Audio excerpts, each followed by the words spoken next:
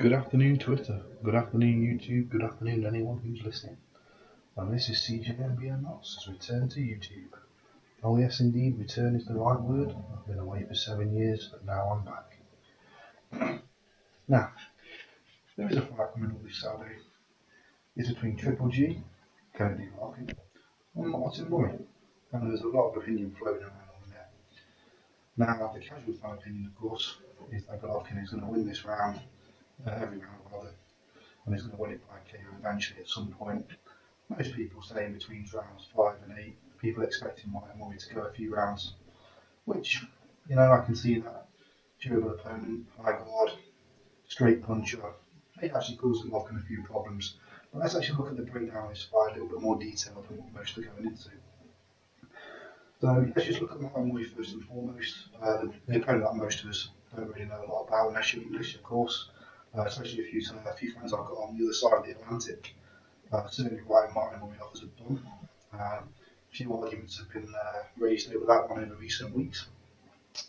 Let's just look at Martin Murray's record in big fights for a second. I mean, Felix Stern fight. A lot of people say he won that fight and got screwed out of decision in Germany. For me, a bit of a difficult one to call. I watched that fight live on Box Nation a few years ago. And at the time, I actually the fight scored 1 point in favour of Martin Murray. When I didn't watch the fight back, I scored it a draw. Point being, it was a close fight. You can't really say Martin Murray did more than enough to win the fight. You can't say it was Martin Murray convincing decision fight. So maybe a draw in the end was the fairest result for both parties. Although I do feel Martin maybe did do a little bit more, but away in Germany, Stern's the home champion. And a draw was probably the most fair result at that time. Now, moving on to the Sergio Martinez fight. I know a lot of fans feel a lot more strongly about this one. Particularly, was the second knockdown, could it have been classed as a knockdown? For me, there was a punch landed, but there was a slip before the punch. I think the referee maybe made the correct decision in that respect. However, having said that, the fight as a whole, I think it was obvious to everybody that Sergio Martinez, even in that fight, is not the fighter he once was. His mobility certainly wasn't there compared to the Sergio Martinez we have seen how old as it were. But in terms of the actual fight itself, I thought Murray did a solid job. He worked behind the jab, started slowly as we'd always expect him to. And those straight right hands that he throws, they don't carry a lot of power, but they can knock people down, as proven with Sergio Martinez when he catches them right. So the only danger really going into this fight, from Golovkin's point of view from Murray, is the fact that one, he's going to have to get around that high guard. And that is a high guard. Murray in the early rounds, he really does protect himself really well and hangs in there for a good scrap. I mean, if you have seen the recent fight that he was in against Sparta in Monte Carlo, if you watch that fight back, you can see Martin Murray really is, he can fold up and he can scrap and he can clinch. He can be a dirty fighter when he wants to be. The number two thing I've been worried about if I was Golovkin is the fact that Golovkin throws punches from all kinds of weird angles, uses his speed, uses his timing, uses his positioning, and his footwork is amazing. However, the one thing he's open to is straight right hands. If Murray can connect that behind the jab and frustrate Golovkin into the later rounds, then maybe, just maybe, I think I'll give Murray a chance in this one. But for me, it's the same old problem for Murray really. He starts really slow. Golovkin's a fast starter. It's going to be the case for me watching the first 5 rounds on Saturday night, at least, is can Martin Murray take the punishment? If Martin Murray can take the punishment and then start to back GGG up behind the jab and start landing those straight right hands, then maybe, just maybe, we're going to be on for a good fight. And it could even go 12. I do see this as Golovkin's biggest threat to date, especially when you look at his track record over middleweight title fights. I mean, people try and say his names in there. Curtis Stevens, a lot of people try and point out as a big hitting name. But Curtis Stevens, in all respect to him, I think he was just man-made for Golovkin. Ready for Golovkin when he got in there. All Golovkin had to do was just time it, let Stevens come in, and that's pretty much all he did. And eventually he got the stoppage, of course, in the 8th. However, again, onto the fights, people say the Deal fight should have been Golovkin's strongest test to date. I don't rate Daniel Gill at all. I mean, he lost to a poor Daniel.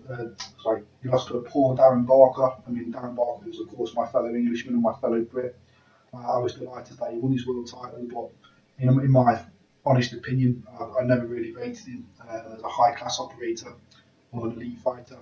He was always one of those fighters for me that could do something special given the right opportunity, and I think he did that against Gill in Atlantic City back in 2013. And I think you know that kind of measures Daniel Gill's ability really. He's not really a convincing fighter anyway. I don't think. Even though he might have been a world champion, he's not A side. He's lower A side, top B side at the most. But the one thing I would say about the Gill fight, I think everyone's mentioned it now. The punch that he lands just before Golovkin's knocked him out was probably the best punch he threw in the whole fight, and would have given him confidence.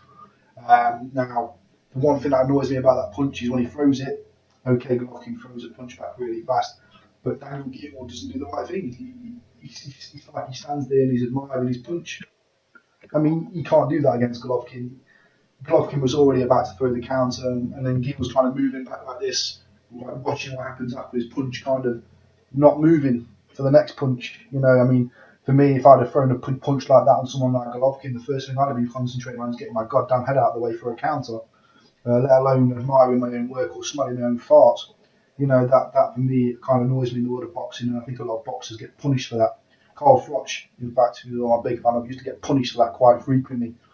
Um, okay, he's got a granite chin and he never got seriously punished, but if you watch early Carl Froch, particularly in the first Mikhail Kessler fight in Denmark, quite often or not, he throws big punches and then kind of admires his own work rather than capitalising or doing the right things, and he gets caught with sorry. He gets caught with big counter shots on quite a few occasions from doing so, which kind of his own fault that he lost that fight in the end on the judges' scorecards. Close fight it was, but I think Kessler was the rightful winner, to be honest.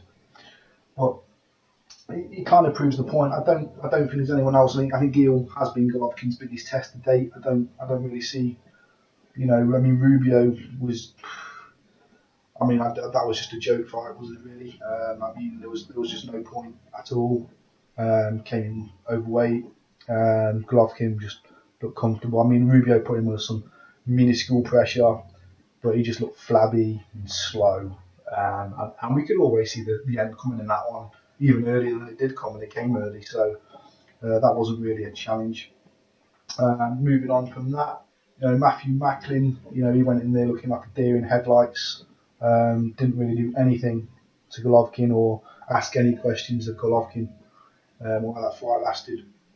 So this is going to be an interesting one. I think a lot of people now are kind of in agreement that after this fight, it's the case of, it's going to have to be Cotto next for Golovkin if of course he gets past Murray. That's a bad fight. I don't want to see Cotto versus Golovkin, not at all. I've got no interest. I just think that'd be a one-sided fight. I can just see Cotto getting absolutely annihilated. I'd be surprised if that fight did ever happen if it went past 3 rounds, to be honest. The people say, Golovkin, he's a bit overhyped. He hasn't really beat anyone, but he's beat everyone in front of him, and I think Martin Murray will be his sternest test to date. As for Cotto, people are saying, he looks rejuvenated now. I know he's 2-2 in his last 4. He beat he beat a disabled Sergio Martinez, and it didn't hurt him. If you look at the fight again, Sergio Martinez probably takes a couple that stuns him a little bit, but he's not seriously hurt. The problem there is the fact that his knee is giving how he's walking around the ring, and as well as Zimmer frame. It's actually quite sad to watch from a person who's watched Sergio Martinez for quite a long time, even back in the days when he was, of course, won a couple of title fights here in the UK quite a few years ago.